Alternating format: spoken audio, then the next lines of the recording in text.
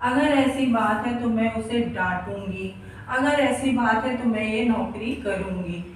So guys, आप लोग भी इस तरीके के सेंटेंसेस को अपने डे टू डे कॉन्वर्सेशन में बोलते होंगे, जरूर पक्का बोलते होंगे। बोलते हैं ना, अगर ऐसी बात है, अगर ऐसी बात है तो मैं उससे नहीं मिलूंगी। अगर ऐसी बात है तो मैं वहाँ नहीं जाऊंगी। अगर ऐसी बात है तो मैं उसे नहीं बुलाऊंगी। अगर ऐसी बात है तो ये मैं नौकरी करूंगी। अगर ऐसी बात है तो मैं ये काम करूंगी। इस तरीके के सेंटेंसेस हम लोग अपने डे टू डे कन्वर्सेशन में बोलते ही रहते हैं। आई थिंक आप लोग भी बोलते होंगे। तो ये जो आज की क्लास है, इस क्लास में हम लोग सीखने जा रहे हैं कि अगर सेंटेंस में अगर ऐसी बात है आ जाए तो इसकी इंग्लिश क्या होगी। तो सो गाइस, अगर इस तरीके के सेंटेंसेस को हमें इंग्लिश में बोलना हो तो हम कैसे बोलेंगे। तो आज की इस क्लास में मैं आप लोगों को यही एक्सप्लेन करने जा रही हूँ कि अगर आप लोगों को इस तरीके के सेंटेंसेस को इंग्लिश में बोलना हो तो in which manner you can speak. Okay, तो कैसे बोल सकते हैं। यहाँ आप देख सकते हो कि ये जो सेंटेंसेस हैं, I have written some sentences over here and in every sentence you can see one thing is common. वह क्या है, ये है अगर ऐसी बात है, अगर ऐसी बात है, अगर ऐसी बात है तो।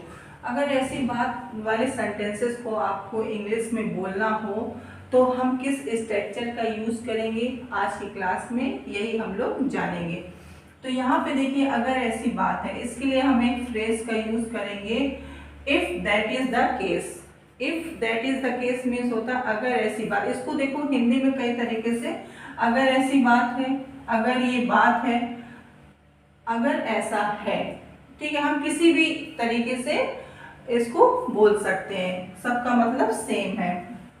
अब यहाँ पे देखिए, अगर ऐसी बात है तो मैं उससे नहीं मिलूंगा। अब हमें ये सेंटेंस बनाना है, तो इस सेंटेंस को हम बनाने के लिए क्या कौन सा स्ट्रक्चर यूज करेंगे। यहाँ पे देखिए, फर्स्ट ऑफ ऑल तो हमें लिखना है if that is the case. इसको शॉर्ट फॉर्म में दैट्स भी आप लोग बोल सकते हो। तो अगर ऐसी बात है तो मैं उससे नहीं मिलूंगा। पहले हम इसकी बनाएंगे, इफ दैट्स द केस। अब एक देखिए बन गया। अब उसके बाद हमें क्या, कंप्लीट सेंटेंस लिखना है। कंप्लीट सेंटेंस टेंस के अकॉर्डिंग। ओके, सेंटेंस जैसा हमारा टेंस होगा उसी के अकॉर्डिंग यहाँ सेंटेंस होगा। अब यहाँ पे देखिए, फ्यूचर की बात हो रही है कि मैं उससे नहीं मिलूंगा, तो पहले तो हम क्या लगाएंगे, मैं की आई। अब हम यहाँ पे फ्यूचर की बात हो रही, क्या हो जाएगा, आई विल नॉट, और इसको हम शॉर्ट फॉर्म में वोंट। ओके, ये स्पोकन इंग्लिश में हम लोग वोंट का ही यूज करते हैं नेगेटिव सेंटेंस के लिए। ओके, विल नॉट को वोंट। तो यहाँ पे देखिए वोंट हो गया। अब इसके बाद हम मिलने, मीट, और किससे, उससे। अगर कोई लड़की है तो हर हो जाएगा, कोई लड़का है तो हिम हो जाएगा। I want to meet him, to भी कर सकते हो, मीट टू हिम या मीट टू हर। अगर ऐसी बात है, अब इसी को ऐसे भी कह सकते हैं, अगर ऐसा है तो मैं उससे नहीं मिलूंगा। अगर ऐसा है तो मैं उससे नहीं मिलूंगी। या आप कह सकते हो, अगर ये बात है, अगर ये बात है तो मैं उससे नहीं मिलूंगी। अगर ये बात है तो मैं उससे नहीं मिलूंगा। ओके, सेम, इसका सेंस इसका सेम है, बट हमारे जो कहने के तरीके हैं वो अलग अलग हैं। अगर ऐसी बात है तो तुम उससे बात मत करो। अब यहाँ भी देखिए, अगर इफ दैट्स द केस, तुम मुझसे बात मत करो, डोंट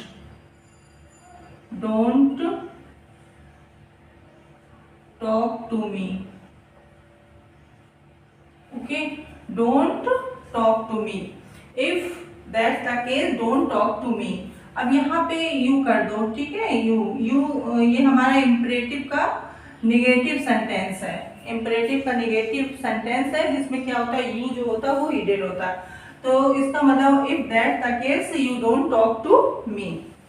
अगर ऐसी बात है तो मैं उसे समझाऊंगी। ओके, अगर ऐसी बात है, इफ दैट्स द केस, मैं उसे समझाऊंगी, आई विल। अब समझाने की क्या होती है, मेक हिम, अगर लड़का है तो हिम कर दीजिए, लड़की तो her, make him understand.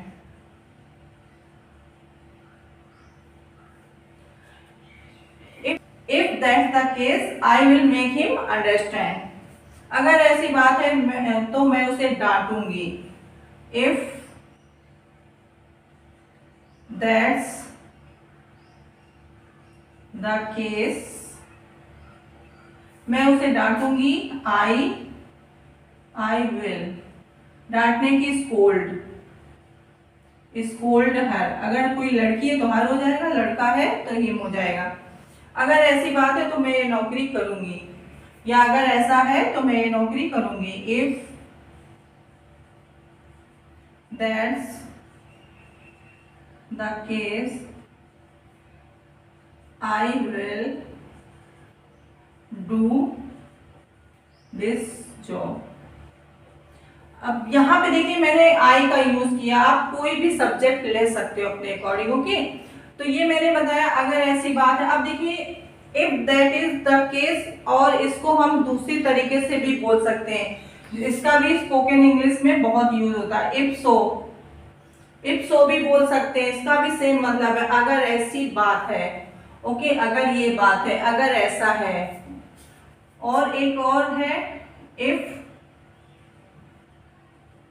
It is so, okay. ऐसे भी हम तीन में से कोई भी यूज कर सकते हैं, ऑलमोस्ट तीनों का मतलब सेम है।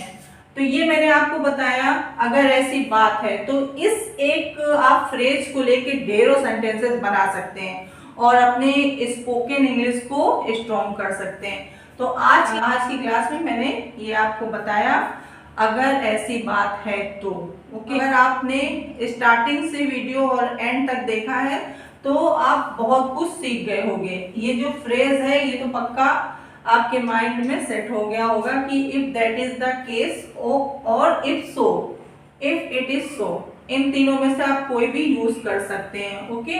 और इनका मतलब अगर ऐसी बात है, अगर ऐसा है, अगर ऐसी बात है, अगर ये बात है, अगर ऐसा है, तीनों का मतलब सेम है, ओके। तो ये मैंने कुछ सेंटेंसेस बनाए, और अगर ऐसा है तो मैं उसे अपनी पार्टी में नहीं बुलाऊंगी। आप लोगों को ये सेंटेंस बनाना है। If you like this video do subscribe. अगर अभी तक आप लोगों ने इस चैनल को सब्सक्राइब नहीं किया है तो सब्सक्राइब कर दीजिए, लाइक करिए, शेयर करिए। डेली मैं वीडियोस बना रही हूँ आप लोगों के लिए, ताकि आप लोग अपनी जो अपनी स्पोकन इंग्लिश है उसको स्ट्रॉन्ग कर सकें और आप जो इंग्लिश स्पीकिंग है वो फ्लुएंट हो जाए। तो आज के लिए इतना ही। In the next video we'll meet same time, same place.